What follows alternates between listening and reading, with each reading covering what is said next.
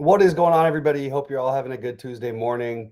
A little bit of a disappointing night here last night. I really had thought I was on the right pieces. I had the two highest scoring players in the slate as my highest owned players, and the value was fine. Obviously, I didn't have the AJ Lawson at 0.5% ownership, who put up 53, which good luck to any. I mean, congrats to anyone who did. I also thought I was going to do a little bit better, just based on the way the slate was going. I had Quentin Grimes at like 30%, and he was like 5% owned, and he went nuts. Um, so it felt like it was going to be a better slate than it ended up being. But you know what? We move on. We try and regroup and go back to the next one. Still wasn't terrible or anything. I do know some of the guys, some of the members did well. So congrats to them. We're going to jump over to this slate now. I'll talk about DraftKings and FanDuel. It's very early, but it's very early, and we have Indy on a back-to-back. We have Washington on a back-to-back, and I believe those are that. Oh, and Brooklyn on the back-to-back. So it's a small slate. The name of the game is you try and find a spot or two to get different and see what we can come up with. So I'm going to go through it here game by game, and we'll just talk about early ideas. Obviously, as we know, even without there being a ton of Q tags, there's some. We just know there's going to be news, and obviously, what happens with Halliburton is a big deal. Obviously, Alvarado is a big deal for New Orleans, but there's guys who we still don't even know that might be out that we just haven't even heard anything about. They're doing the shoot arounds right now, so for the most part, so I'm just taking a quick look, making sure that nothing's changed. D'Angelo Russell was ruled out a few minutes ago. Okay, so that's going to change some things. Hopefully, they've updated that a little bit, but we'll start with this game. We'll end with Brooklyn because that's the first piece of early news that we have for what it's worth. So, all right, let's get into it. Starting off with Washington in Detroit, and again, I wouldn't be surprised to see some funny business here on the back-to-back. I kind of like the idea of getting to Sarr a little bit. This is, it's a tough matchup against Duran, but I think that, we've seen Sarr be consistently pretty solid in this price range. I think this is a reasonable play. Other than that, I'm not sure what to do with guys like Marcus Smart because it's just a weird situation with Smart and Middleton, but their ownership is so low, it might be worth taking a flyer. The thing that worries me is they're just sort of spreading out the minutes. And it's hard to know exactly, like Middleton hasn't played, I don't think, more than 26, but he's still gotten there, a fair bit of the time, about 30% of the time, gotten over 30. Marcus Smart hasn't played more than 20 minutes as a Wizard, so it's kind of tricky, but it is a small slate, so something to just at least think about. As of right now, though, I think that I'd probably be more inclined to go back to the Sarr Poole Champagny route if I had to choose anything from over here. And Bub Carrington at low ownership, I'm open to that idea, but we have to see if Holmes is available, what that means.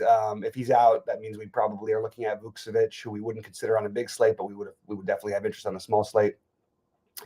On the Detroit side, Detroit should probably control this game pretty easily.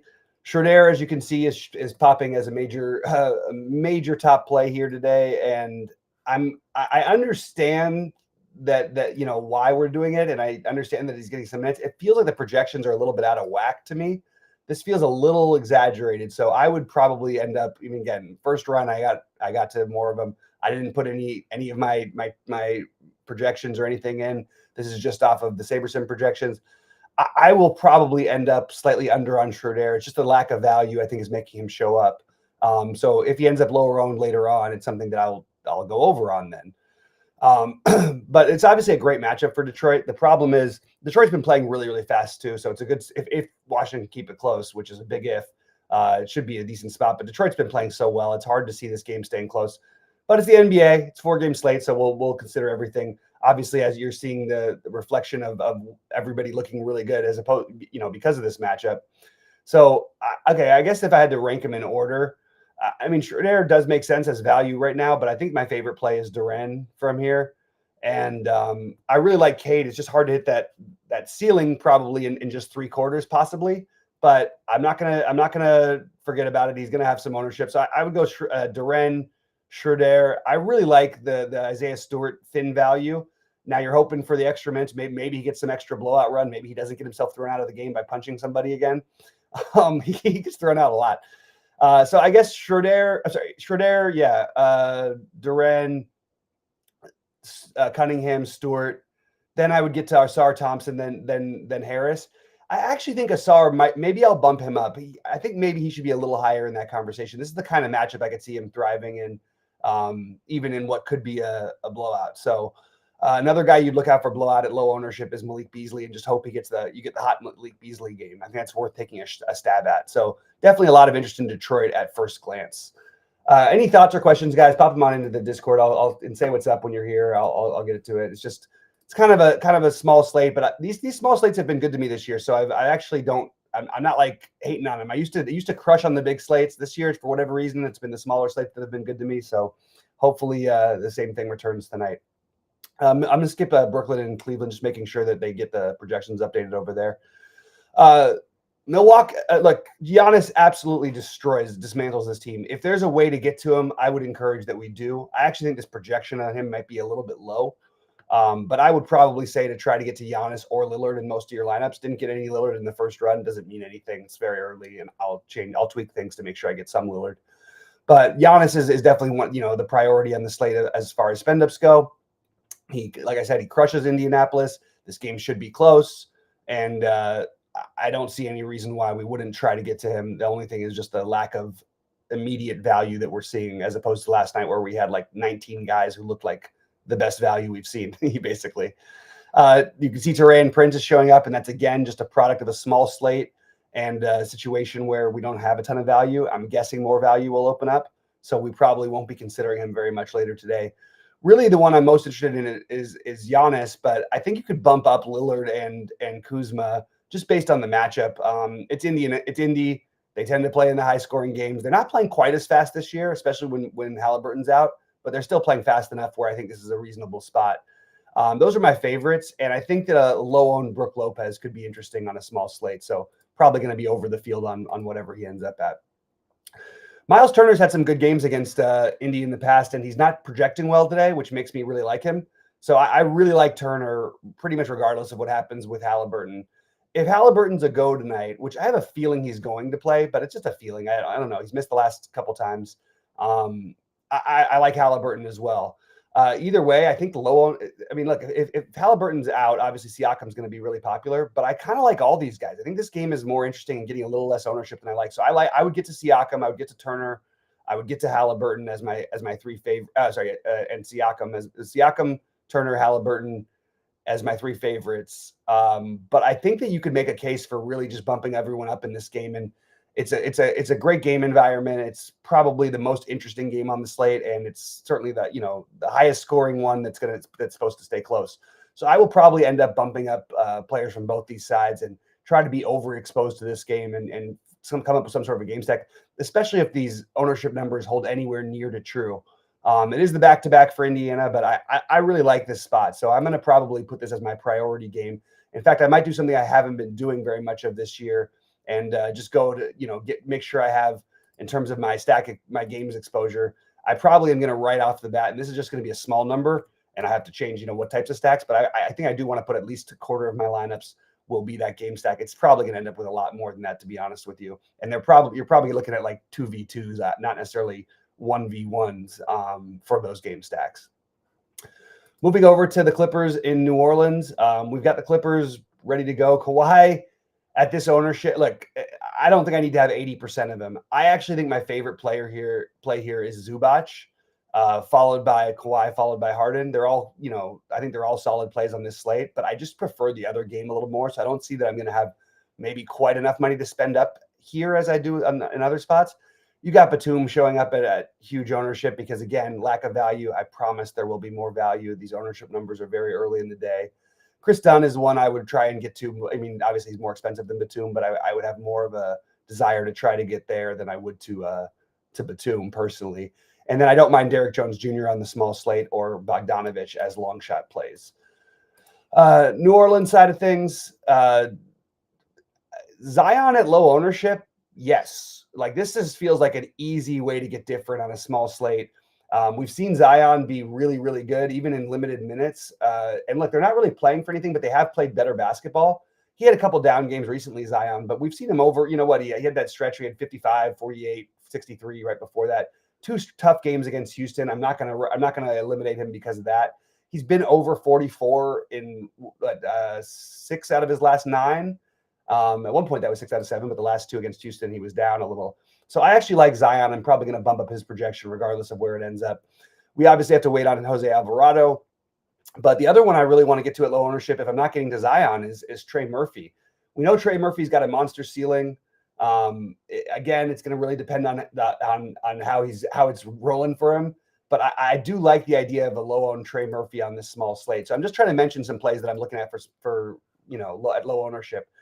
The Matkovich certainly, like, on paper makes sense. What I think happens, though, is Bruce Brown ends up starting and ends up looking like the better play. I think they're projecting that Matkovich will start. I think it'll be Bruce Brown, and then they'll play Trey Murphy at the 3.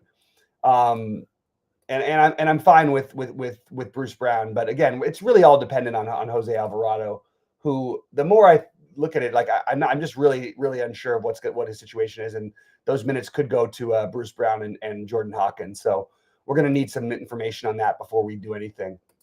Moving over to Brooklyn in Cleveland. This is the one that on paper looks the worst. I don't know why. I just don't think the projections have updated yet. I think Cam Thomas is going to look like a pretty good play with no D'Angelo Russell.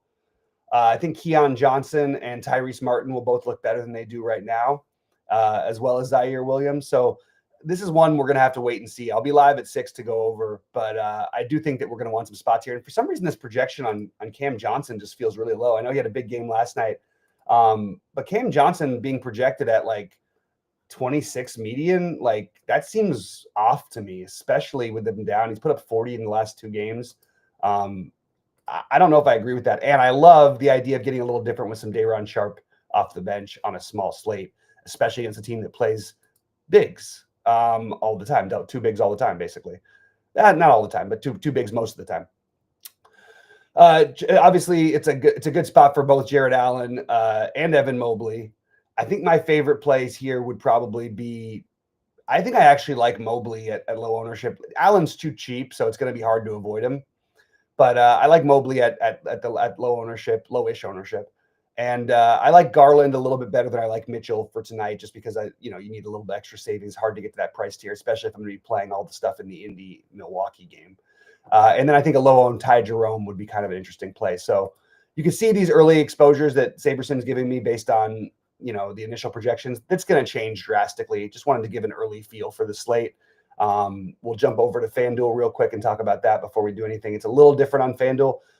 It's sort of going to be more of a balanced build. It should be a balanced build on both sides because we don't really have a ton of value yet, but I'm telling you, value is going to pop up. It's just, we've seen it every single day. It's even on a 4-game slate, I'd be really surprised if we don't get back to it.